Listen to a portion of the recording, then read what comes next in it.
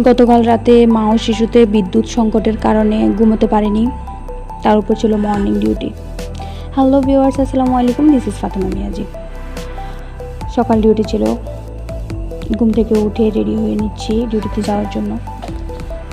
যাওয়ার সময় দেখি বাইরে বৃষ্টি হয়েছিল, সাথে বাতাস বৃষ্টি আর সংকটের কারণে মনে হয় কারেন্ট ছিল না।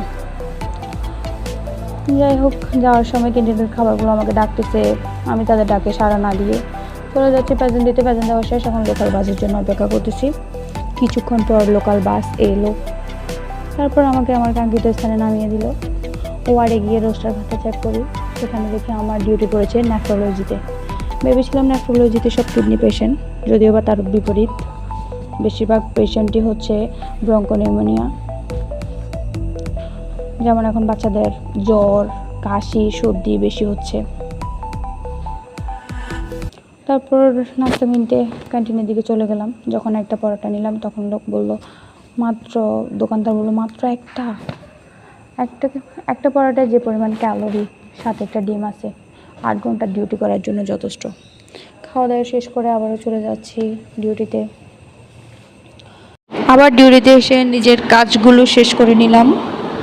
ডিউটি শেষ, এখন চলে যাচ্ছে নিজ গুহার দিকে। আজকে এই পর্যন্ত, সবাই ভালো থাকবেন, সুস্থ থাকবেন, আল্লাহ হাফেজ।